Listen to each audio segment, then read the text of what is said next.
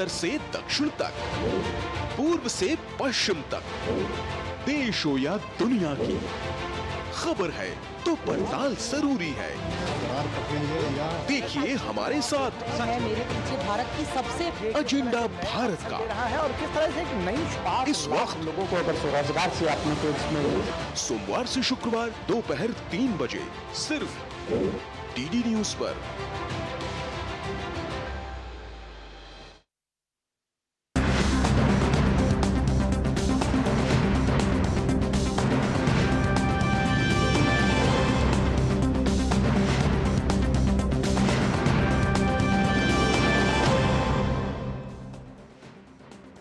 नमस्कार, media prime में आप सभी दर्शकों का बहुत बहुत स्वागत है। मैं हूं असीम मिश्रा। शुरुआत हेडलाइंस के साथ। पूर्व राष्ट्रपति रामनाथ कोविंद की अध्यक्षता में आज होगी एक राष्ट्र एक चुनाव समिति की दूसरी बैठक।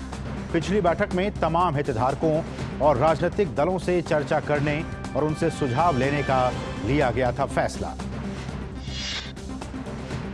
सवाल के बदले रिश्वत मामले में महुआ मोइत्रा की बड़ी मुश्किलें। केंद्रीय आईटी मंत्री अश्विनी वैष्णव ने दिया आश्वासन, कहा एनआईसी पूरी जांच में संसद की लोकाचार कमेटी को देगा पूरा सहयोग। भाजपा सांसद निशिकांत दुबे ने टीएमसी सांसद पर फिर साधा निशाना। 5 राज्यों में चुनावी सरगर्मियां तेज। मध्य प्रदेश के नरसिंहपुर से बीजेपी प्रत्याशी प्रहलाद पटेल आज भरेंगे नामांकन, तो वहीं तेलंगाना के लिए कांग्रेस आज जारी कर सकती है प्रत्याशियों की अगली सूची। केंद्रीय मंत्री डॉक्टर जितेंद्र सिंह ने स्वच्छता विशेष अभियान 3.0 पर मध्य अभियान प्रगति की समीक्षा करते हुए कैंपेन को बताया सफल। कहा पीएम ने महिलाओं को एक साथ सुविधा, स्वास्थ्य और सम्मान देने का किया काम।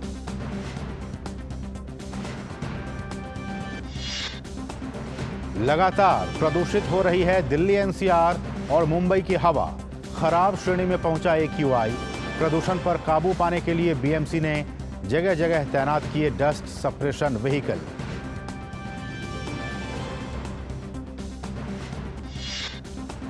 चीन ने अपने रक्षा मंत्री ली शांगफू को किया बर्खास्त। 2 महीने से वो गायब चल रहे थे।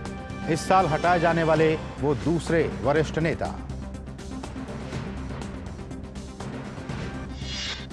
और चीन में चल रहे पैरा एशियाई खेलों में भारत का शानदार प्रदर्शन जारी।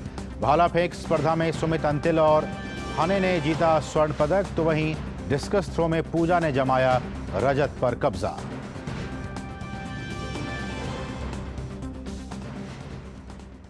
और अब बात बड़ी खबर की।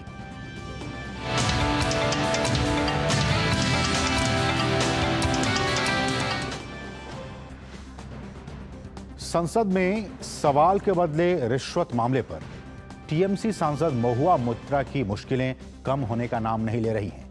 केंद्रीय आईटी मंत्री अश्विनी वैष्णव ने यह कहा है कि जो एनआईसी है यानी नेशनल इंफॉर्मेटिक्स सेंटर, वो भाजपा सांसद निशिकांत दुबे द्वारा टीएमसी सांसद महुआ मोइत्रा के खिलाफ लगाए गए आरोपों की जांच में संसद की लोकाचार समिति को अपना पूरा सहयोग देगा।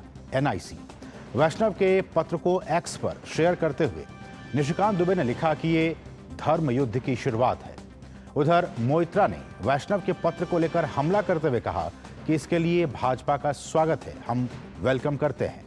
दुबे के पत्र का जवाब देते हुए अश्विनी वैष्णव ने कहा कि आपके पत्र में उठाए गए सवाल वाकई में बहुत गंभीर हैं। एनआईसी इस पूरे मामले में लोकसभा सेक्रेटेरिएट से जो भी जानकारी मांगेगा वो मुहैया कराया जाएगा। यही नहीं, मामले की जांच कर रही लोकाचार कमेटी को भी पूरा सहयोग किया जाएगा।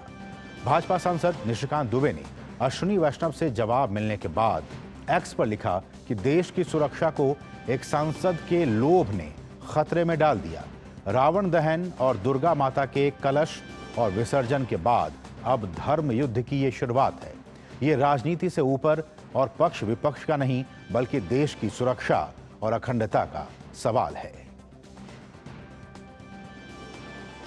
और वहीं बीजेपी सांसद निशिकांत दुबे ने एक बार फिर से टीएमसी सांसद महुआ मोइत्रा पर निशाना साधा है। उन्होंने सोशल मीडिया प्लेटफॉर्म एक्स पर मोइत्रा पर सिलसिलेवार कई तीखे सवाल दागे। निशिकांत दुबे ने लिखा कि सवाल संसद की गरिमा, भारत की सुरक्षा और सांसद की भ्रष्टाचार और आपराधिकता का है, जिसका उन्हें जवाब देना है कि दुबई में एनआईसी मेल खुला था या फिर नहीं, पैसे के बदले प्रश्न पूछे गए या कि नहीं, विदेश जाने आने के खर्च किसने उठाए, कभी लोकसभा स्पीकर और विदेश मंत्रालय से विदेश जाने की अनुमति ली या फिर नहीं। सवाल अडानी, डिग्री या चोरी का नहीं, बल्कि देश को गुमराह कर आपके भ्रष्टाचार का है। हमारे साथ इस पूरे मामले पर बातचीत करने के लिए हमारे सहयोगी ऋषि कुमार इस वक्त जुड़ चुके हैं। ऋषि, आपका मिड डे प्राइम में स्वागत है। और यही सवाल कि अब केंद्रीय मंत्री ने यह कहा है कि एनआईसी जो है वो अब पूरे मामले की जांच में सेक्रेटेरिएट का, लोकसभा सेक्रेटेरिएट का पूरा सहयोग करेगा। एक तो ये, और दूसरी बात कि निशिकांत दुबे ने एक्स पर यह लिखा कि अब ये मामला राजनीति नहीं, अब ये मामला धर्म युद्ध का है, अब देखना होगा कि जीत किसकी होती है। आपका इस पर टेक। देखिए, ये जो पूरा का पूरा मसला है, ये मसला एक एथिक्स कमेटी के सामने इस बात को लेकर है कि एक सांसद के रूप में महुआ मोइत्रा ने किस तरीके का आचरण किया। क्या उन्होंने ऐसा किया जिससे कि जो सांसद की जो मर्यादा होती है उसका उल्लंघन होता है, यानी उन्होंने पैसे लेकर सवाल पूछने का जो उन पर सीधा आरोप है, ये सबसे बड़ा गंभीर आरोप है। और इस आरोप की जांच के लिए जिस तरीके से मंत्रालय की तरफ से कहा गया है कि जो एनआईसी है इस मामले में पूरा सहयोग करेगी, जो एथिक्स कमेटी है उसके सामने अपना पक्ष रखने के लिए या उन्हें जो भी जानकारी चाहिए होती है उसके लिए। दूसरी बात यह है कि ये जो पत्र लिखा गया है महुआ मोइत्रा के जो मित्र रहे हैं, उनका कहना है कि जो एथिक्स कमेटी का जो स्टेटस है कि अभी तक इस मामले में जो पूरी की पूरी पक्ष है, वो पक्ष जब उनके सामने आएगा, ये जो पत्र लिखा गया है, जिस पत्र में जिक्र है कि उन्होंने ऐसा किया है कि जो सवाल पूछा है वो पैसे लेकर पूछा है, तो ये जो सारी परिस्थितियां हैं महुआ मोइत्रा के सामने, एक सांसद के तौर पर जो स्थिति बनती है वो ज़्यादा गंभीर मसला हो जाता है। रही बात इस बात की कि ये मसला सियासी नहीं है, ये धर्म युद्ध है, ये तो सियासी दावपेच का खेल होता है। और इसमें कहीं ना कहीं महुआ मोइत्रा की जो मुश्किलें हैं वो बढ़ती हुई नज़र आ रही हैं। जैसा कि हमने देखा है कि उनकी पार्टी खुद इस बात से किनारा कर रही है कि इस मसले पर कोई भी प्रतिक्रिया देने से बच रही है वो। बिल्कुल। इसके अलावा जो इंडी गठबंधन है, ये पूरा का पूरा इस मसले पर, यानी कि कांग्रेस इस मसले पर बचती हुई दिख रही है। तो ये जो पूरी की लड़ाई है अब महुआ मोइत्रा की, एक तरीके से ऐसी लड़ाई है जिसे अब खुद उन्हें लड़ना है। या तो वो इस बात की स्वीकारोक्ति करें भविष्य में, ऐसा अगर संभव हो पाया, लेकिन ऐसा संभव नहीं है, और वो अपने वकीलों के माध्यम से कोशिश कर रही हैं कि इस मसले में अपना वाद रखें। लेकिन जिस तरीके से हम जानते हैं कि 31 अक्टूबर को जब ये हाईकोर्ट में सुनवाई होनी है, इससे पहले उनके वकील के द्वारा हट जाना इस मसले पर, ये उनके लिए बड़ा आघात था। तो कुल मिलाकर जो परिस्थितियां हैं, वो निशिकांत दुबे ने जिस तरीके के आरोप लगाए हैं उनके लिए मुश्किलों भरा है, और इस मुश्किलों भरे आरोप में उनके लिए इससे बच निकल पाना बड़ा मुश्किल दिखता है। ऐसे में ऋषि, जब ये पूरा मामला अब एथिक्स कमेटी में जाएगा, एथिक्स कमेटी में जाने के बाद से वहां पे क्या कुछ बातें निकल कर सामने आएंगी, किस तरह की चीजें एथिक्स कमेटी में होंगी?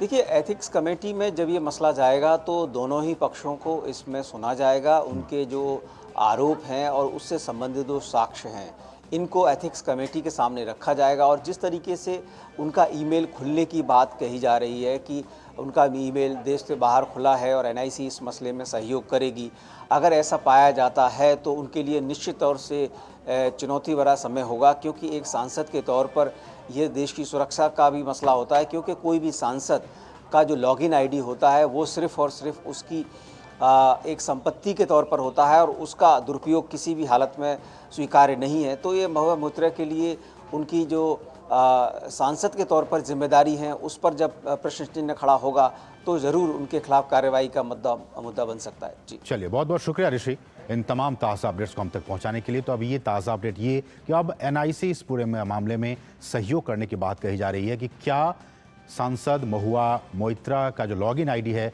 क्या वो देश से बाहर खोला गया, इसकी जांच में पूरे सहयोग करने के बाद एनआईसी की तरफ से, केंद्रीय मंत्री की तरफ से की गई है। ये अपडेट है। बढ़ेंगे आगे, अब नजर डालेंगे दूसरी कुछ अहम राष्ट्रीय खबरों पर।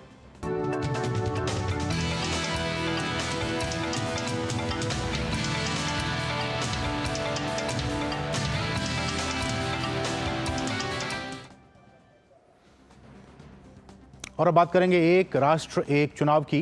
पूर्व राष्ट्रपति रामनाथ कोविंद की अध्यक्षता में आज नई दिल्ली में एक राष्ट्र एक चुनाव समिति की दूसरी बैठक होगी। इससे पहले बीते 23 सितंबर को इस उच्च स्तरीय समिति की पहली बैठक हुई थी। इसमें फैसला लिया गया था कि एक साथ चुनाव के मुद्दे पर मान्यता प्राप्त राष्ट्रीय और क्षेत्रीय दलों के विचार लिए जाएंगे। पूर्व राष्ट्रपति की अध्यक्षता में बने इस कमेटी में गृह मंत्री अमित शाह और पूर्व सांसद गुलाम नबी आजाद समेत 8 सदस्य हैं। कानून मंत्री अर्जुन राम मेघवाल विशेष सदस्य बनाए गए हैं। मध्य प्रदेश में चुनावी सरगर्मी लगातार तेज होती जा रही है। आज केंद्रीय मंत्री और नरसिंहपुर जिले से भाजपा के उम्मीदवार प्रहलाद सिंह पटेल अपना नामांकन पत्र दाखिल करेंगे। उससे पहले उन्होंने गोटेगांव में आज नर्मदा नदी पर पूजा और प्रार्थना की। प्रहलाद पटेल ने कहा कि पीढ़ियों से इस परंपरा का हम पालन करते आ रहे हैं। नर्मदा नदी मध्य प्रदेश के लिए जीवन रेखा है। नर्मदा नदी समाज को बेहतर कार्य करने और सेवा करने की प्रेरणा देती है।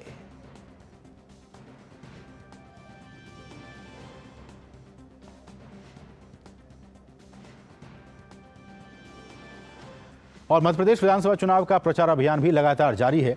मुख्यमंत्री शिवराज सिंह चौहान ने नरसिंहपुर में जनसभा को संबोधित किया। उन्होंने पीएम मोदी के नेतृत्व की सराहना की।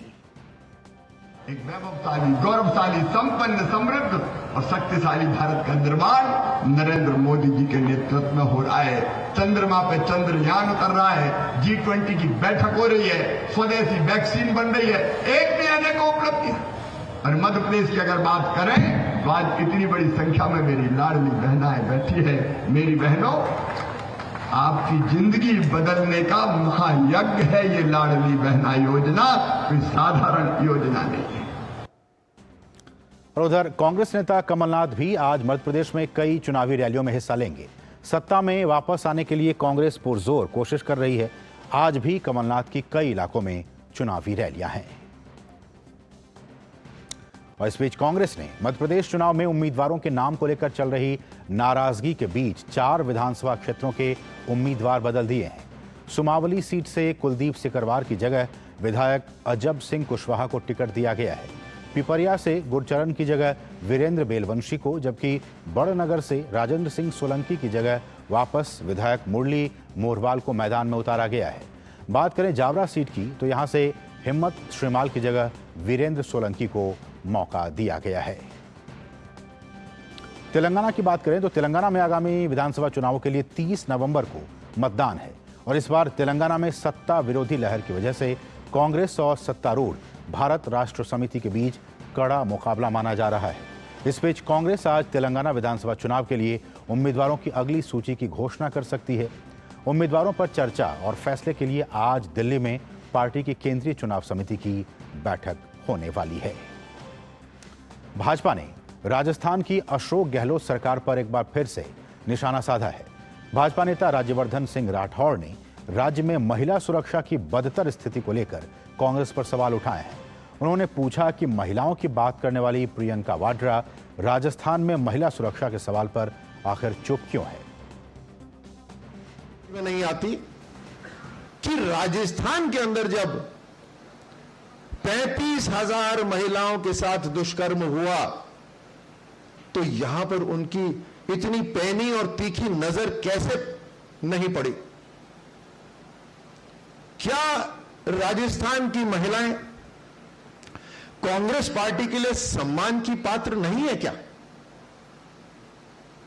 ये एक दो नहीं, पूरे देश के अंदर सबसे ज्यादा संख्या में अगर दुष्कर्म हुआ है तो राजस्थान में हुआ है। और जब वो इतनी बड़ी बड़ी बातें करती हैं तो निश्चित रूप से ये प्रश्न उठता है, राजस्थान की जनता ये जानना चाहती है कि आपकी इतनी तीखी नजरें राजस्थान को कैसे छोड़ देती हैं। और अब बात वायु प्रदूषण की। दिल्ली एनसीआर में प्रदूषण का स्तर लगातार बढ़ता जा रहा है। दिल्ली में आज वायु गुणवत्ता सूचकांक यानी एयर क्वालिटी इंडेक्स खराब श्रेणी में पहुंच गया है। वहीं दिल्ली से सटे नोएडा में AQI 218 दर्ज किया गया, जो कि खराब श्रेणी में ही है। राजधानी में सुबह की सैर करने वालों का कहना है कि अब सुबह की हवा भी प्रदूषित हो गई है। पोल्यूशन का लेवल बढ़ गया है, इंडेक्स लेवल दिल्ली में बढ़ रहा है। इसका रीज़न तो हम बोलेंगे कि कॉमन पब्लिक भी है और जैसे अभी हमने न्यूज़ में भी देखा कि साइड में हरियाणा, इसमें राजस्थान में पराले जला रहे हैं, उसका इफेक्ट तो यहाँ पे दिल्ली में हो ही रहा है। फर्स्ट ऑफ ऑल तो ये जो व्हीकल यूज़ कर रहे हैं उसका मिनिमाइजेशन होना चाहिए, सो दैट जो भाजपा प्रवक्ता संबित पात्रा इस वक्त प्रेस कॉन्फ्रेंस को संबोधित कर रहे हैं। आइए सीधे रुख करते हैं। उस युवक के ऊपर चढ़ जाता है और युवक की वहीं पर तत्कालीन हत्या हो जाती है, उसकी मृत्यु हो जाती है। विभत्स दृश्य है। ये केवल एक युवक की हत्या का विषय नहीं है, एक युवक की मृत्यु का विषय नहीं है। ये केवल एक ट्रैक्टर एक युवक के ऊपर चढ़ गया, राजस्थान के एक गांव और एक जिले का विषय नहीं है। ये आज पूरे राजस्थान का विषय है, ये आज कांग्रेस शासित राज्यों का विषय है। बताया गया है कि प्रियंका वाड्रा राजस्थान आज पहुंच रही है। मैं आज भारतीय जनता पार्टी के प्रवक्ता के नाते और पार्टी के एक जिम्मेदार कार्यकर्ता के नाते आज प्रियंका वाड्रा जी से यह डिमांड करता हूं कि इससे पहले वो जनसभा को संबोधित करे, ये जो हृदय विदारक दृश्य है भरतपुर का, हत्या हो रही है, सरेआम हत्या हो रही है, उसकी रिकॉर्डिंग हमारे सामने है। ये लड़ाई कोई आज की नहीं है, अनेक वर्षों की दो परिवारों के बीच लड़ाई, पुलिस में कंप्लेंट, उसके बावजूद हत्या। प्रियंका वाड्रा पहले उस गांव में जाए, पहले जाके उन पुलिसकर्मियों को, वहां के डीएम, वहां के एसपी और वहां के प्रशासन को सस्पेंड करके वो हिम्मत दिखाए कि वो केवल भाषण और स्लोगनिंग के लिए नहीं है, वो खड़ी हो सकती है।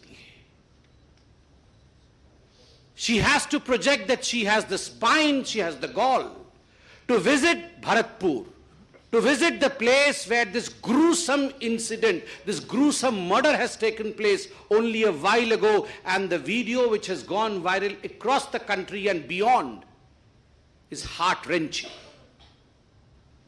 This is the call to Priyanka Vadra. Priyanka ji, विषय तो बहुत ही गंभीर है जिस पे आज हम प्रेस कॉन्फ्रेंस कर रहे हैं, मगर दृश्य देखने के बाद अपने आप को रोका नहीं गया, इसलिए हमने आपसे यह चैलेंज दिया है कि आप पहले वहां जाएं।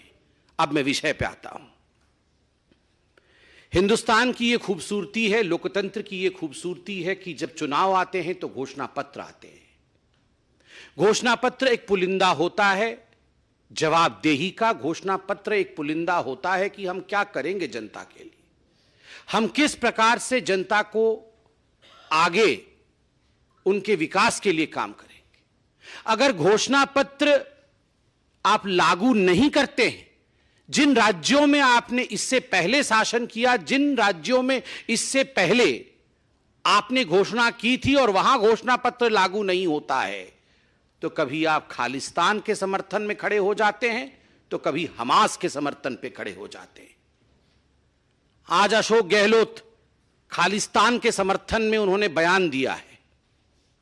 राहुल गांधी और कांग्रेस पार्टी आज हमास के समर्थक के रूप में पूरे हिंदुस्तान और पूरे विश्व में वो देखी जा रही है। आखिर हमास का समर्थन क्यों करना पड़ रहा है?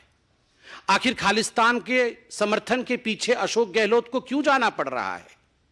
एक ही शब्द है, तुष्टीकरण।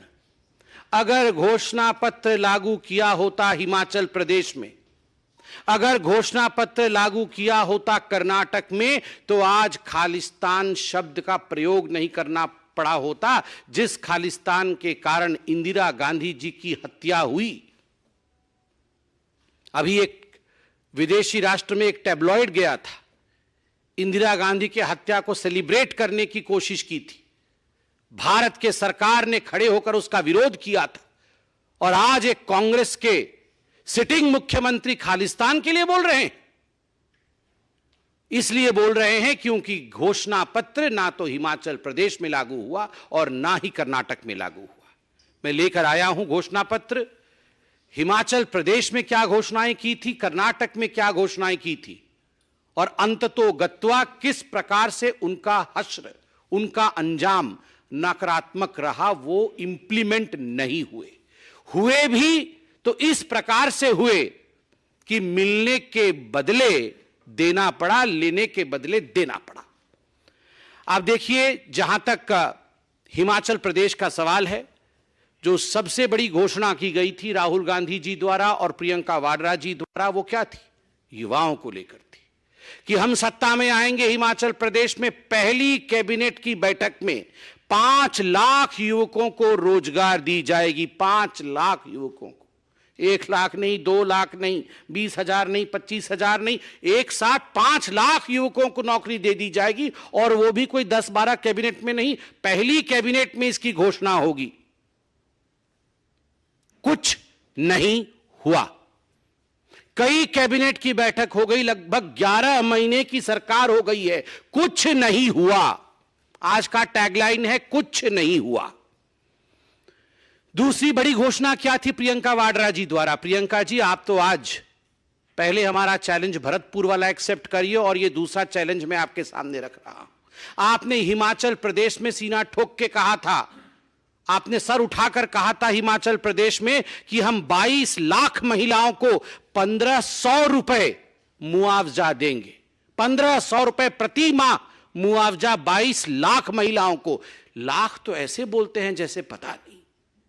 5 लाख युवक, 22 लाख महिलाएं, कुछ नहीं हुआ।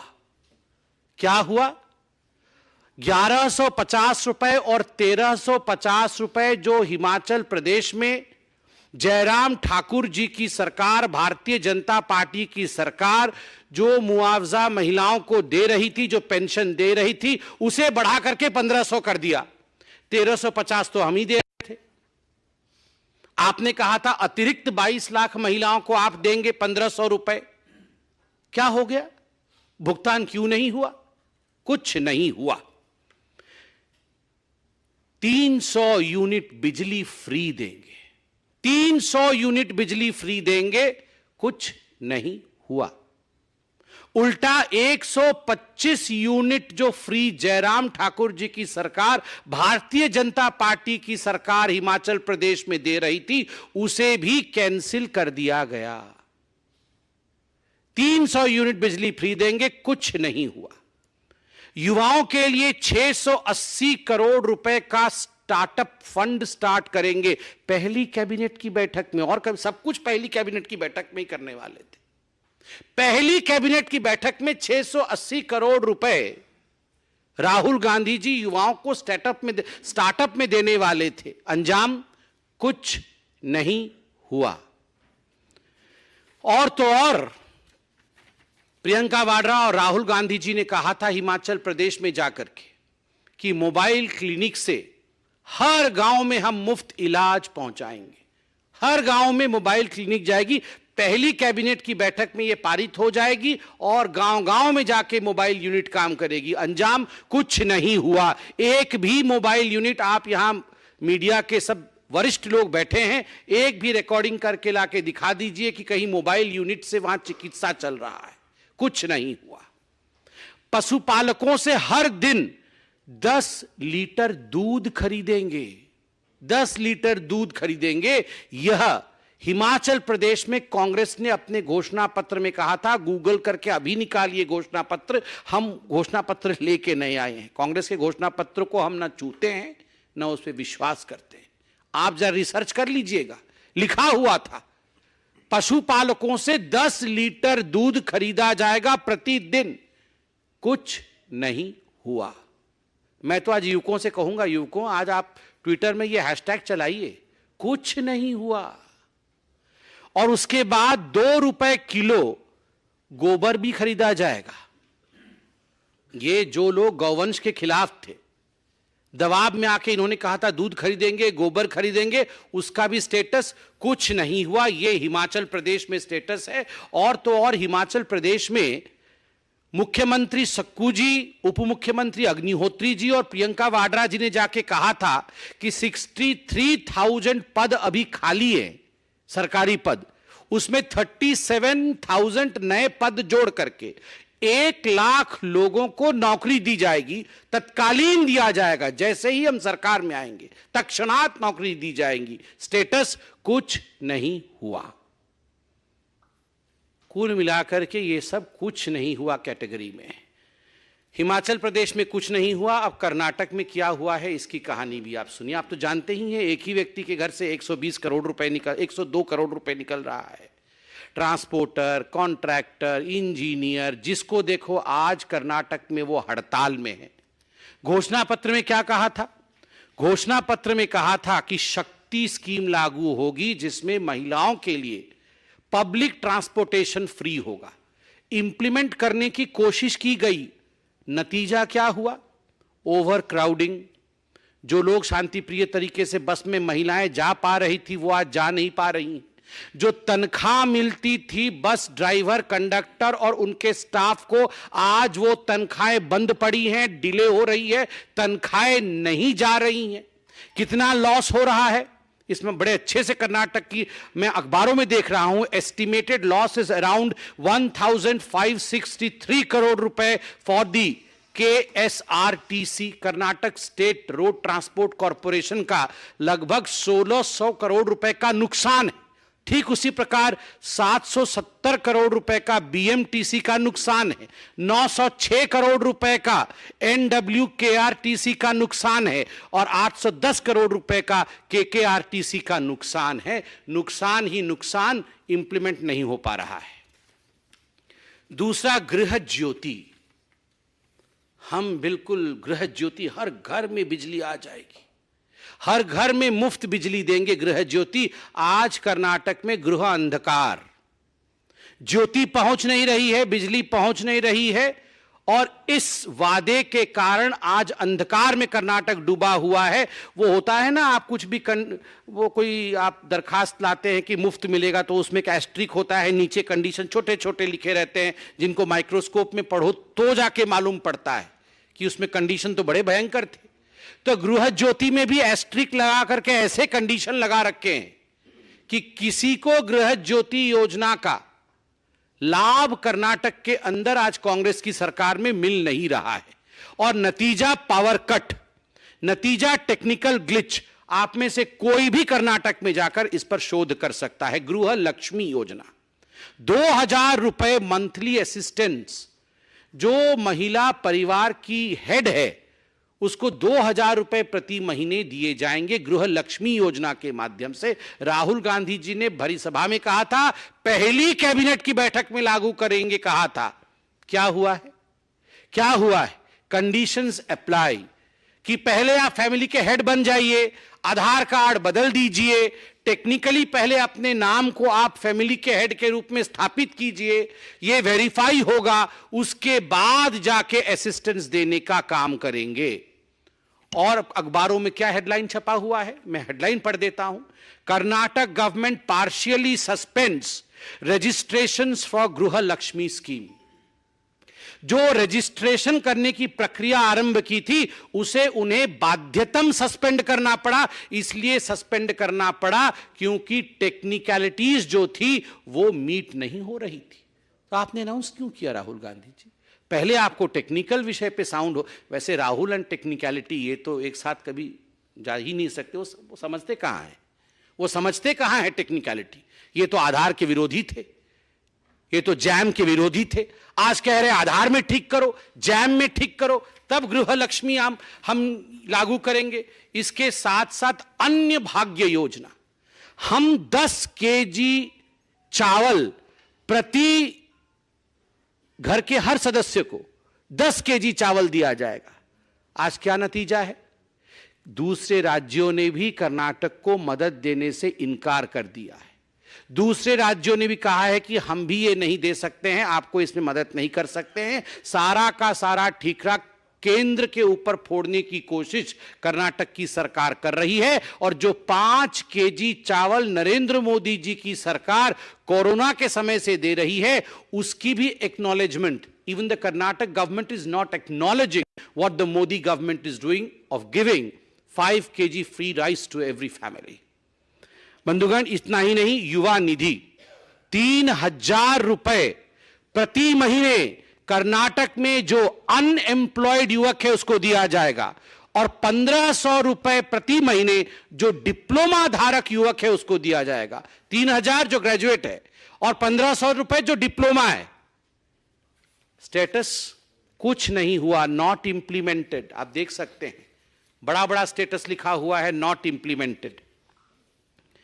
बंधुगण, आज ये प्रेस कॉन्फ्रेंस हमने इसलिए किया है, और ये पहला प्रेस कॉन्फ्रेंस नहीं है। हम जिन राज्यों में चुनाव हो रहा है, चाहे वो मध्य प्रदेश में हो, चाहे राजस्थान में हो, उन चुनावी राज्यों में भारतीय जनता पार्टी, चाहे छत्तीसगढ़ में हो, चाहे मिजोरम में हो, उन चुनावी राज्यों में, तेलंगाना में भी भारतीय जनता पार्टी जाकर के ये जो विपक्षी दल है अपने घोषणा पत्र में जो लुभावने वादे करते हैं ताकि उन्हें वोट मिल जाएं, मगर उनका पालन नहीं करते हैं, इसका खुलासा भारतीय जनता पार्टी हर राज्य में करेगी। और भारतीय जनता पार्टी सीना ठोक के आज चैलेंज करती है, ऐसा कोई स्कीम नहीं है जो मोदी जी ने वादा किया है और डिलीवर नहीं किया है। हमने कहा था राम मंदिर बनेगा, बना। हमने कहा था घर में घुस के मारेंगे, एयर स्ट्राइक और सर्जिकल स्ट्राइक हुआ। जो हमने कहा है वो मोदी जी ने किया है। इसलिए लेट्स टेक दिस चैलेंज, जो हमने कहा है वर्सेस जो आपने कहा है। हमने किया है और वहां कुछ नहीं हुआ है, मगर इन सबसे पहले प्रियंका गांधी, प्रियंका वाड्रा जी से मेरी गुजारिश है, क्योंकि ये बहुत सेंसिटिव विषय है, मेरी गुजारिश है कि भरतपुर वाले विषय में तुरंत वो भरतपुर के लिए रवाना हो और वहां जाके प्रशासन को सस्पेंड करे, वहां जाके गहलोत जी की तरफ से क्षमा याचना करे। और खालिस्तान पर भी जो गहलोत जी सोचते हैं, क्या वही गांधी परिवार सोचती है? हमास पर तो क्या सोचती है वो हम जानते हैं, मगर खालिस्तान पर जो अशोक गहलोत सोचते हैं, क्या वही प्रियंका वाड्रा और राहुल गांधी सोचते हैं? इसका जवाब भी आज प्रियंका वाड्रा दे। बहुत बहुत धन्यवाद। कोई प्रश्न हो तो अवश्य पूछें।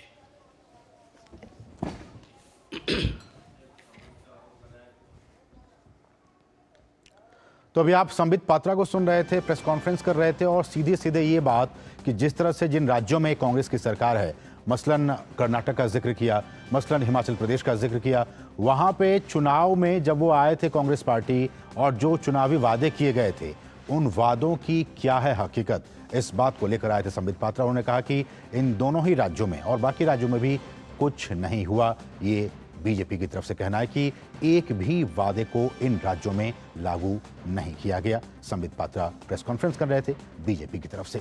बढ़ेंगे आगे। बीजेपी ने छत्तीसगढ़ के लिए 4 उम्मीदवारों की एक और लिस्ट जारी कर दी है। अंबिकापुर से राजेश अग्रवाल, बेलतरा से सुशांत शुक्ला, कसडोल से धनीराम धीवर, बेमतारा से दीपेश साहू को उम्मीदवार बनाया गया है। रुकें छोटे से ब्रेक के लिए, आप देखते रहिए डीडी न्यूज। अर्जुन, एग्जाम्स में you made us really proud. अब आगे क्या सोचा है? पापा, मैंने आईआईटी जाना है और इंजीनियर बनना है। थिंक आईआईटी, थिंक विद्या मंदिर।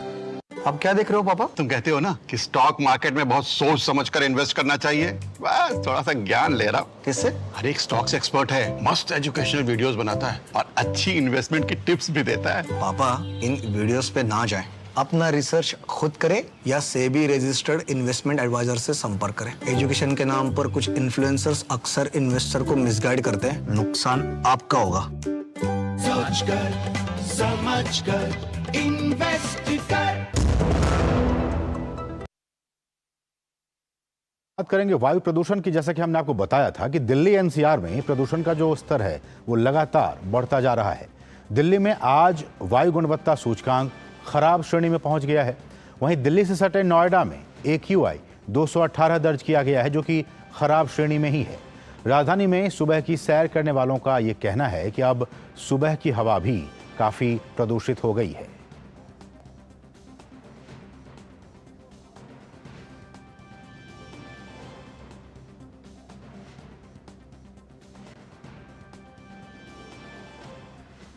पोल्यूशन का लेवल बढ़ गया है, इंडेक्स लेवल दिल्ली में बढ़ रहा है। इसका रीज़न तो हम बोलेंगे कि कॉमन पब्लिक भी है, और जैसे अभी हमने न्यूज़ में भी देखा कि साइड में हरियाणा, इसमें राजस्थान में पराले जला रहे हैं, उसका इफेक्ट तो यहाँ पे दिल्ली में हो ही रहा है। फर्स्ट ऑफ ऑल तो ये जो व्हीकल यूज़ कर रहे हैं उसका मिनिमाइजेशन होना चाहिए, सो दैट जो इमर्शन CO2 इमर्शन जो कार से भी हो रहा है वो कम हो जाएगा। साइकिलिस्ट की बात अगर है या जनरल पब्लिक की बात है, अब घरों में पड़े पड़े भी पोल्यूशन तो होता ही है, हैं? क्योंकि ये पोल्यूशन तो वातावरण से है ना, ज़्यादा पोल्यूशन किससे है? इंडस्ट्री से है, मोटर इंडस्ट्री से है। जितना ज़्यादा ट्रैफिक चलेगा उतना पोल्यूशन होगा। ब्रीदिंग एक्सरसाइज पे ध्यान देना है। ब्रीदिंग एक्सरसाइज आप करते रहेंगे रेगुलर, कोई पोल्यूशन नहीं है, कोई कंजेशन नहीं है, एयर पैसेज क्लियर रहेंगे। पहले थोड़ा पोल्यूशन कम था, लेकिन कल दशहरा था, उसके बाद थोड़ा पोल्यूशन बढ़ गया है, मतलब सुबह फॉग ज़्यादा होने लग गया है और थोड़ा बहुत मतलब महसूस होता है कि आंखों में जलन की लगता है सुबह राइड करते वक्त, तो थोड़ी सी दिक्कत है इस टाइम भी। मुंबई में भी लोग काफी परेशान हैं। मुंबई में भी धूल ने वहां काफी परेशानी बढ़ा दी है। बीएमसी ने मरीन ड्राइव में धुंध की परत दिखाई देने वाले इलाके पर एक डस्ट सप्रेशन व्हीकल तैनात की है। लगातार कंस्ट्रक्शन के कारण हो रहे प्रदूषण और धूल मिट्टी की वजह से बिगड़ती हवा को लेकर नगर निगम बेहद गंभीर है। हमारे सहयोगी नितेंद्र सिंह इस खबर पर लगातार बने हुए हैं। नितेंद्र, जैसा कि आम लोगों का भी ये कहना है कि बहुत दिक्कत हो रही है, सांस लेने में दिक्कत हो रही है, आंखों में जलन महसूस हो रही है, आप हेल्थ को कवर करते आ रहे हैं, ये समस्या है और हर साल इस समस्या से दिल्ली के निवासी दो चार होते हैं, कैसे इससे निपटा जाए? देखिए, निश्चित तौर पर हम जानते हैं कि हर साल इस मौसम में ये दिक्कत आती है। इसके कई कारण हैं। एक तो चूंकि ये लैंडलॉक एरिया है और हवा इस वक्त कम से कम चलता है, साथ ही साथ टेम्परेचर जो है वो डाउन होता है। जब टेम्परेचर डाउन होता है तो धुलकन हमारे आसपास ही रहता है और पराली भी किसान जलाते हैं, जो पंजाब, हरियाणा और बाकी जो NCR के एरिया के जो किसान है। ये सब कुछ मिला करके एक पॉल्यूशन क्रिएट करता है और सांस लेने में दिक्कत और तमाम बाकी जो परेशानियां होती हैं वो देखने को मिलता है। इसलिए जरूरी ये है कि जो सरकार अपने स्तर पे काम कर रही है वो तो कर ही रही है, क्योंकि ग्रेनो 2 लग गया है दिल्ली में और इसमें बहुत सारे प्रतिबंध होते हैं। खासतौर पे जो डीजल से चलने वाली जितनी भी चीज है उसको बंद किया जाता है और जो स्पॉट की पहचान की जाती है कि पोल्यूशन सबसे ज्यादा कहाँ है, वहाँ पर पानी की छिड़काव और साफ सफाई का ख्याल रखा जाता है। साथ ही साथ गाड़ियों को कैसे निजी वाहनों को कम किया जाए, सार्वजनिक वाहन को बढ़ाया जाए जिसमें इलेक्ट्रिक व्हीकल हो या फिर लोग जो मेट्रो की सवारी करे। ये तमाम प्रयास सरकार की तरफ से किए जा रहे हैं, लेकिन जो जनता है उसको भी अपना ख्याल रखना होगा, क्योंकि इस मौसम में अगर जो सांस की बीमारी वाले लोग हैं, अस्थमा के पेशेंट हैं, बच्चे हैं, बुजुर्ग हैं, हार्ट के मरीज हैं, उनको खास ख्याल रखने की जरूरत है। वो एक्सपोजर में ना आए। सुबह और शाम हम देखते हैं कि काफी धुंध और पॉल्यूशन रहता है, तो ऐसे में वॉक करने की जो डॉक्टर है सलाह नहीं देते हैं कि आप ऐसे में वॉक करें। तो अपना ख्याल बिल्कुल रखें और जो डॉक्टर सलाह दे रहे हैं उसको निश्चित रूप से मानें। नितेंद्र, क्या मास्क लगाना कोई सॉल्यूशन हो सकता है क्या? निश्चित तौर पे मास्क लगाना जरूरी है, क्योंकि डॉक्टर एडवाइस करते हैं कि पॉल्यूशन के समय में आप मास्क लगाएंगे तो बचे रहेंगे और ये जरूरी है। एडवाइस भी किया जाता है डॉक्टरों की तरफ से कि जब भी आप बाहर जाएं निश्चित तौर पे मास्क। अच्छा नितेंद्र, एक आखिरी सवाल कि अब तो लोग समझने भी लगे हैं कि PM 2.5 क्या होता है, PM 10 क्या होता है, सबसे ज्यादा खतरनाक कौन सा है और उससे कैसे निपटा जाए? देखिए, ये एक तकनीकी बात है। अगर पोल्यूशन है तो चाहे वो किसी भी स्तर का हो तो वो अलग अलग लोगों पे अलग अलग असर डालता है। अगर सांस का मरीज है तो निश्चित तौर पे, अस्थमा का मरीज है तो उस पर ज्यादा असर करेगा, बुजुर्ग है उन पर असर करेगा, जो बच्चे हैं उन पर असर करेगा, हार्ट के मरीज है उन पर असर करेगा। और ये देखा गया है कि पोल्यूशन में एक तरह से मेंटल की अगर बात करें, जैसे डिप्रेशन भी होता है, चिड़चिड़ापन होता है, नींद कम होता है। ये तमाम सिम्टम्स ये आपको हर व्यक्ति में, किसी न किसी व्यक्ति में देखने को मिलेगा, क्योंकि ये वायु प्रदूषण इस तरीके की है। तो इसलिए जरूरी है कि लोग सावधानी बरते, कोशिश करें कि ऐसे वातावरण में कम से कम एक्सपोजर में आए, साथ ही साथ मास्क जरूर लगाएं और अपने आसपास पोल्यूशन ना करें, धुआं न, कोई भी चीज जलाए नहीं ताकि धुआं निकले।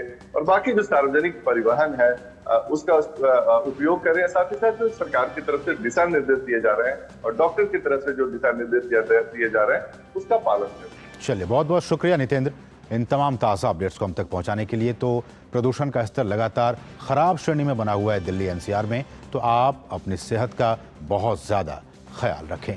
बढ़ेंगे आगे, बात करेंगे चक्रवात की। हमून चक्रवात दक्षिण पूर्व बांग्लादेश और निकटवर्ती मिजोरम पर जाकर कमज़ोर हो गया है। इसके उत्तर पूर्व की ओर बढ़ने और अगले 6 घंटों के दौरान एक गहरे दबाव में यानी कि डीप डिप्रेशन में और उसके बाद के 6 घंटे के दौरान एक और बार डिप्रेशन में बदलकर कमजोर पड़ने का अनुमान है।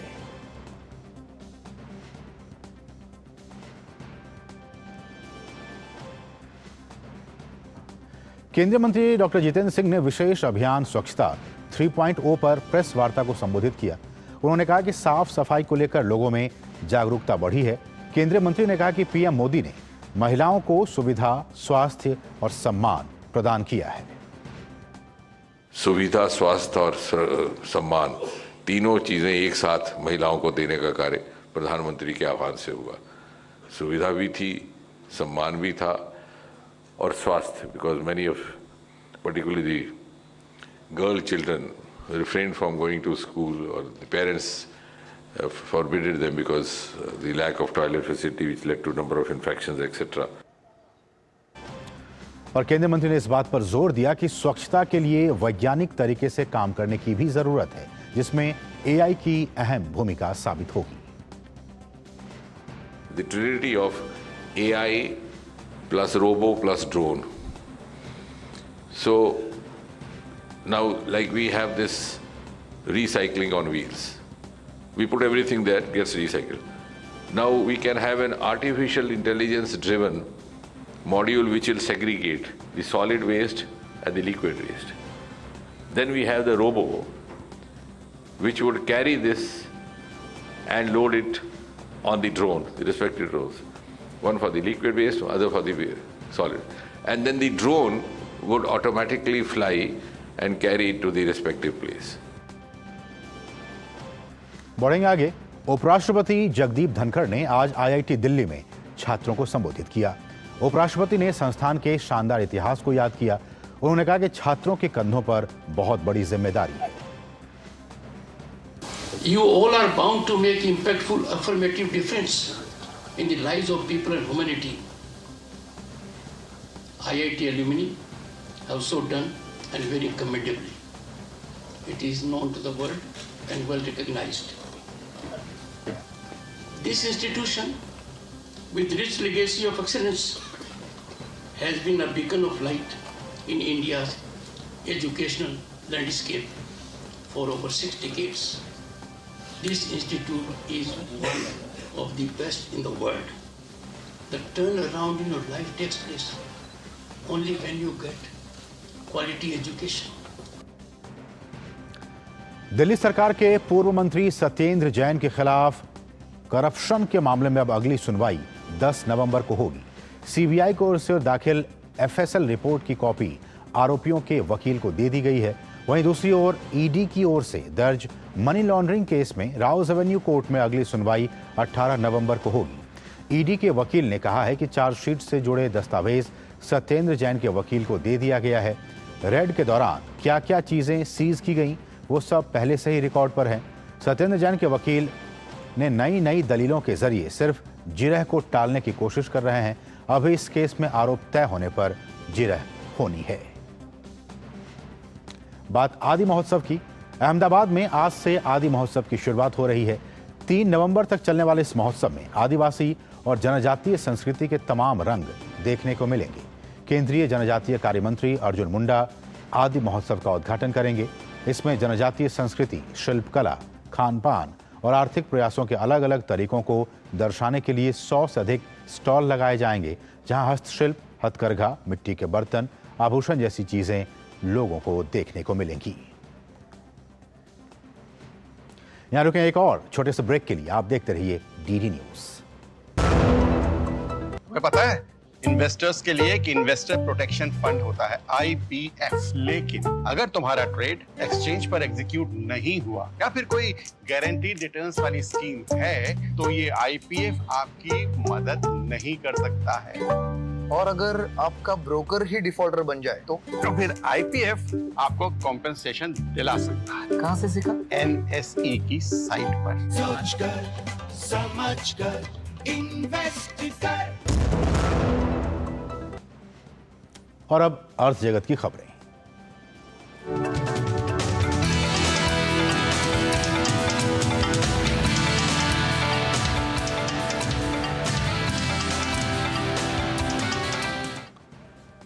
बात शेयर बाजार की करें तो सप्ताह के तीसरे कारोबारी दिन आज भारतीय शेयर बाजार की शुरुआत बढ़त के साथ हुई। सेंसेक्स 178 अंक की बढ़त के साथ 64,750 के स्तर पर खुला, तो वहीं निफ्टी ने भी 19,300 के स्तर से ऊपर शुरुआत की। गौरतलब है कि मंगलवार को दशहरे की एक दिन की छुट्टी से पहले सोमवार को शेयर बाजार भारी गिरावट के साथ बंद हुए थे। फिलहाल भारत दुनिया की 5वीं सबसे बड़ी इकॉनमी है और साल 2030 तक 7.3 ट्रिलियन अमेरिकी डॉलर की जीडीपी के साथ जापान को पीछे करते हुए दुनिया की तीसरी सबसे बड़ी इकॉनमी बनने की उम्मीद है। वहीं एशिया में भारत दूसरी सबसे बड़ी अर्थव्यवस्था बन जाएगा। ये बात S&P ग्लोबल मार्केट इंटेलिजेंस ने अपनी ताज़ा खरीद प्रबंधक सूचकांक रिपोर्ट में कही है। S&P ग्लोबल की रिपोर्ट के मुताबिक साल 2021 और 22 में भारतीय अर्थव्यवस्था की गति बेहद मजबूत रही। वित्त वर्ष 2024 तक भारत की जीडीपी 6.2% से लेकर 6.3% के बीच रहने की उम्मीद है। वहीं अप्रैल से जून की तिमाही में भारत की जीडीपी 7.8% रही है। गौरतलब है कि पिछले कुछ सालों में देश में विदेशी निवेश काफ़ी बढ़ा है। ऐसे में इसका असर अब इकोनॉमी पर भी दिख रहा है।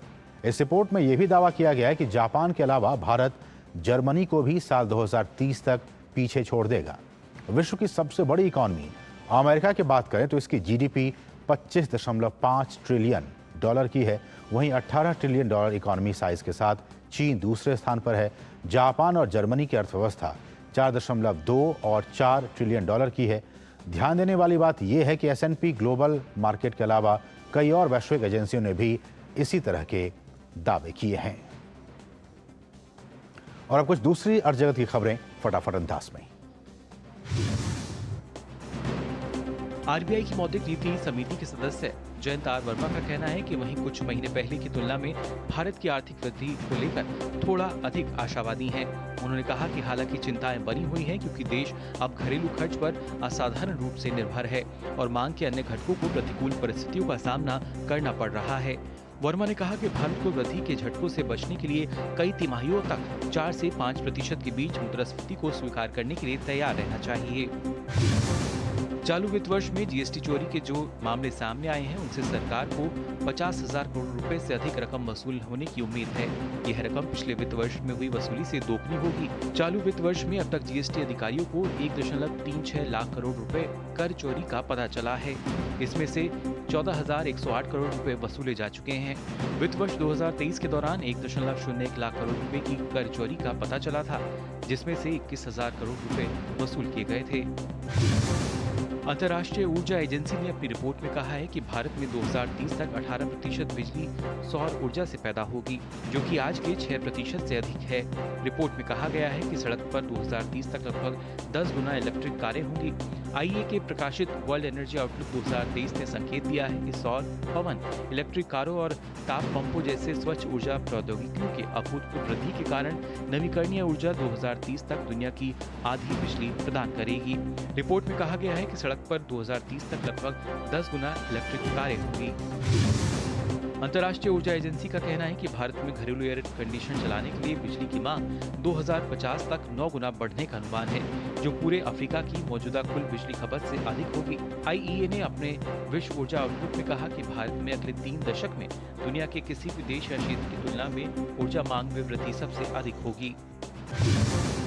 कर्मचारी भविष्य निधि संगठन ने केंद्रीय न्यासी बोर्ड की आगामी बैठक के दौरान बढ़ी पेंशन का मसला शीर्ष प्राथमिकता पर रहने की संभावना है। सामाजिक सुरक्षा से जुड़े इस संगठन ने सीबीटी की 234वीं बैठक के आयोजन को लेकर बोर्ड के सभी सदस्यों को पत्र भेजा है और उन्हें बैठक में उपस्थित रहने को कहा है। यह बैठक अगले मंगलवार को होनी है।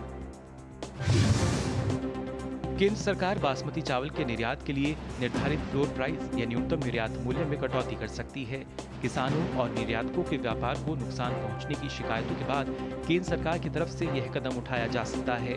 सूत्रों के मुताबिक सरकार बासमती चावल के लिए फ्लोर प्राइस या न्यूनतम निर्यात मूल्य को $1,200 प्रति मैट्रिक टन से घटाकर $950 प्रति मैट्रिक टन कर सकती है। अंतर्राष्ट्रीय सौर गठबंधन के महानिदेशक डॉक्टर अजय माथुर का कहना है कि वैश्विक सौर ऊर्जा परियोजनाओं में निवेश बढ़ रहा है और इस साल इसके 380 अरब अमेरिकी डॉलर से अधिक होने की उम्मीद है। माथुर ने सिंगापुर इंटरनेशनल एनर्जी वीक के मौके पर ये बात कही। डॉक्टर माथुर ने कहा कि अच्छी बात यह है कि निवेश प्रवाह बढ़ रहा है। पिछले साल यह करीब 310 अरब अमरीकी डॉलर था। इस साल पहली छमाही में 235 अरब अमरीकी डॉलर का निवेश आया है। उन्होंने कहा, हमें उम्मीद है कि इस साल यह 380 अरब डॉलर से अधिक होगा। और अब खेल जगत की खबरें।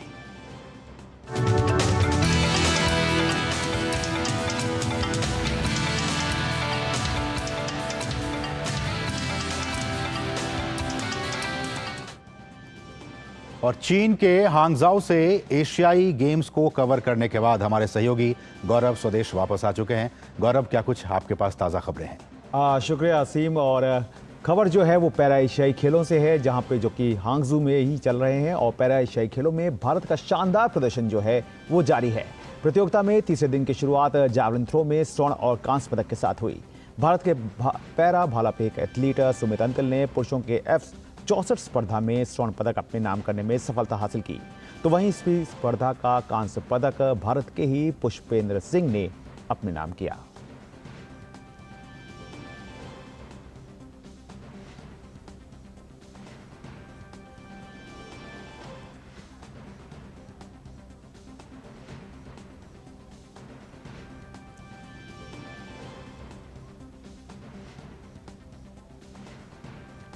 वहीं श्रेयांश त्रिवेदी ने पैरा एशियाई खेलों के T37 200 मीटर स्पर्धा में कांस्य पदक जीतने में सफलता हासिल की। श्रेयांश ने 25.26 सेकंड के समय के साथ कांस्य पदक पर अपना कब्जा जमाया। वहीं बैडमिंटन के mixed doubles SL3 SU5 event में टॉप स्कीम के एथलीट प्रमोद भगत और मनीषा रामदास की जोड़ी ने कांस्य पदक पर अपना कब्जा जमाया। भारत की पैरा टेबल टेनिस सनसनी भाविना पटेल ने महिला एकल क्लास 4 स्पर्धा में शानदार प्रदर्शन करते हुए कांस्य पदक जीतने में सफलता हासिल की। तो वाकई भारतीय एथलीटों का जो शानदार प्रदर्शन है वो देखने को मिल रहा है पैरा एशियन खेलों में। और अब बात कर लेते हैं क्रिकेट की। वनडे विश्व कप में आज ऑस्ट्रेलिया और नीदरलैंड्स की टीम जो है वो दिल्ली के अरुण जेटली स्टेडियम में आमने सामने है। इस मैच में ऑस्ट्रेलिया ने टॉस जीता और पहले बल्लेबाजी करने का फैसला किया है।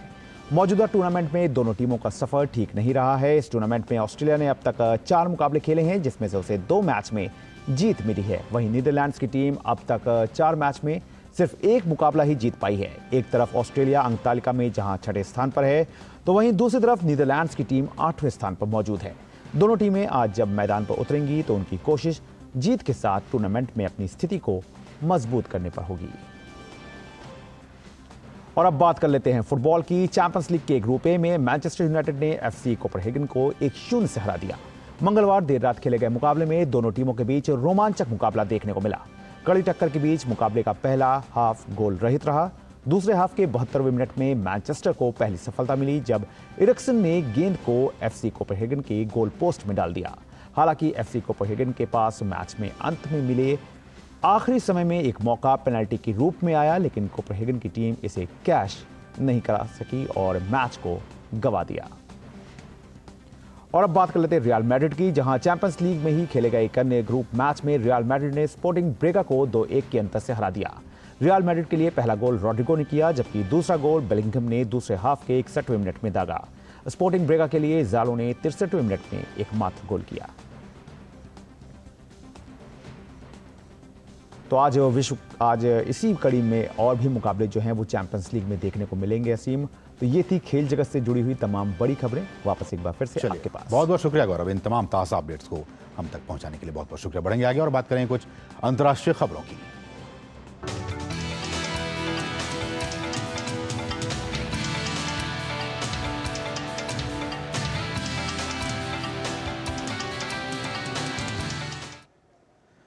चीन ने अपने रक्षा मंत्री जनरल ली शांगफू को पद से हटा दिया है।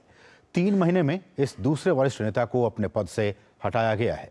इससे ऐसा लगता है कि चीन के राष्ट्रपति शी जिनपिंग के नजदीकी नेताओं के उनके पदों को लेकर स्थिरता पर क्वेश्चन मार्क लग रहे हैं। सरकारी मीडिया के मुताबिक जनरल ली शांगफू पिछले 2 महीने से लोगों के सामने नहीं आए थे। चीन ने यह भी घोषणा की है कि जुलाई महीने में विदेश मंत्री पद से क्विन गैंग को हटाए जाने के बाद उन्हें स्टेट काउंसलर के पद से भी बर्खास्त कर दिया गया है।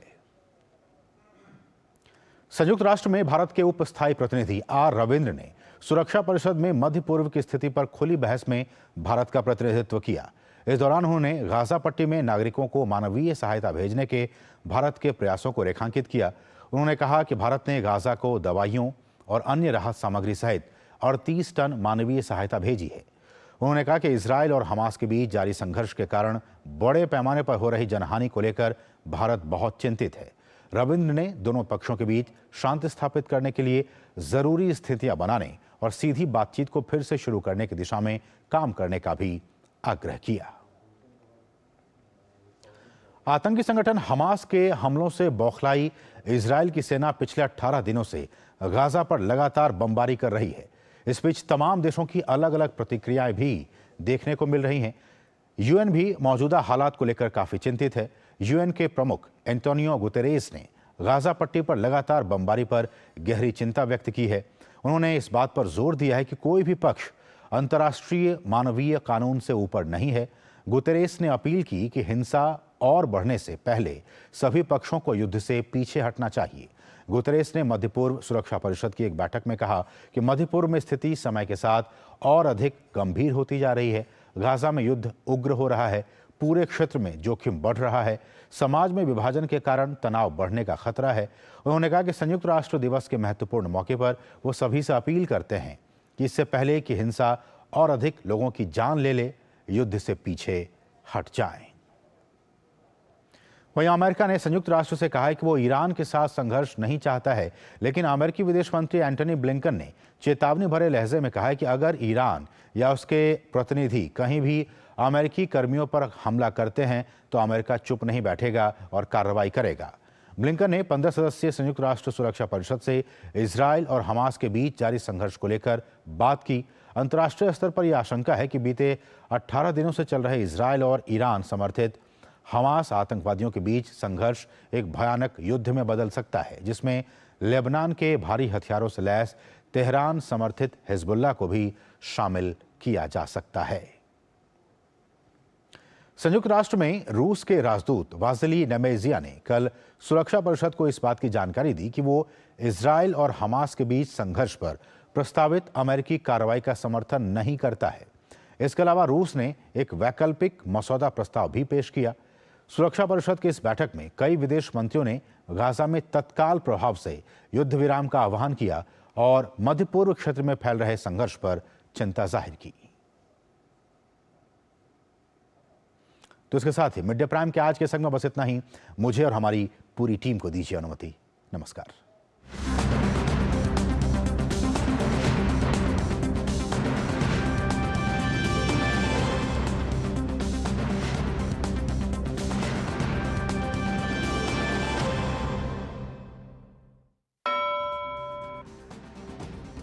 पूर्वराष्ट्रपतेः रामनाथ कोविन्दस्य अध्यक्षतायां दिल्ल्याम् अद्य आयोक्ष्यते एकं राष्ट्रम् एकं निर्वाचनम् इति आलक्ष्य उच्चस्तरीयसमितेः द्वितीयोपवेशनम्। विगते उपवेशने हितधारकैः राजनीतिकदलैः सह चर्चां कृत्वा परामर्शस्वीकरणपरः निर्णयः स्वीकृतः आसीत्। 5 राज्येषु नैर्वाचनिकी सज्जता तीव्रीभूता। मध्यप्रदेशस्य नरसिंहपुर विधानसभातः भाजपादलस्य प्रत्याशी प्रहलाद पटेलः अद्य कुर्यात् नामाङ्कनम्। तत्रैव तेलङ्गानाराज्याय कांग्रेस्दलम् अद्य प्रत्याशिनाम् अग्रिमां सूचीं प्रकाशयेत्। गुजरात राज्यस्य अहमदाबाद नगरे अद्य प्रभृति नवंबर मासस्य 3 दिनाङ्कं यावत् आदिमहोत्सवस्य भव्यायोजनम्। एतस्मिन् महोत्सवे जनजातीय संस्कृतेः शिल्पकौशलस्य परिधानानां पाककलादीनां च प्रदर्शनं करिष्यते। दिल्ल्याम् अथ राष्ट्रिय राजधानी क्षेत्रे प्रदूषणस्तरः सततम् अस्ति वर्धमानः। दिल्ल्याम् अद्य वायुगुणवत्ता सूचकाङ्कः निकृष्टश्रेणीं यावत् प्राप्तः। तत्रैव नोएडा क्षेत्रे अपि स्थितिः नास्ति समीचीना। चीनदेशेन ली शाङ्गफू इति नामधेयः स्वकीयः रक्षामन्त्री निलम्बितः कृतः। मासद्वयात् लुप्तः ली शाङ्गफू इत्येषः ऐषमः निलम्बितः तत्रत्यः द्वितीयः वरिष्ठराजनेता अस्ति। इस्राएल हमास संघर्षे संयुक्त राष्ट्र प्रमुखः गाजा क्षेत्रस्य जनानां सुरक्षाम् आलक्ष्य चिन्तां प्रकटितवान्। मानवीय नियमोल्लङ्घनस्य कृतवान् चर्चां बद्धजनानां परिवारजनैः सह मिलितवान् एंटोनियो गुटेरस इत्येषः। भारतीय ज्ञानपरम्परायै निरन्तरं संलग्नस्य भारतस्य पूर्वप्रधानमन्त्रिणः श्री लाल बहादुर शास्त्रिणः प्रेरणया च संवर्धितस्य दिल्ली स्थितस्य श्री लाल बहादुर शास्त्री राष्ट्रिय संस्कृत विश्वविद्यालयस्य स्थापना दिवस समारोहः विजयदशम्याः दिने हर्षोल्लासेन आचरितं गतः। काश्मीरोपत्यकायां ह्यः 35 वर्षाणाम् अनन्तरं दशहरा पर्वणि इन्दिरानगरस्थितात् शिवमन्दिरात् शोभायात्रा आचरिता। शिवमन्दिरात् आरब्धा एषा शोभायात्रा शेर-ए-कश्मीर इति क्रिकेट् क्रीडाङ्गणं यावत् प्रवृत्ता। तत्रैव च रावणदहनम् अभवत्। एतस्यां शोभायात्रायां प्रायः 500 जनाः सम्मिलिताः अभवन्।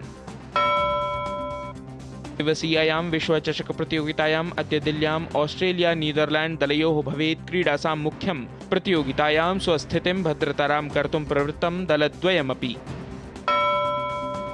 चीनदेशे प्रवर्तमानासु एशियन पैराक्रीडासु प्रवर्तमानं भारतस्य भद्रं प्रदर्शनं।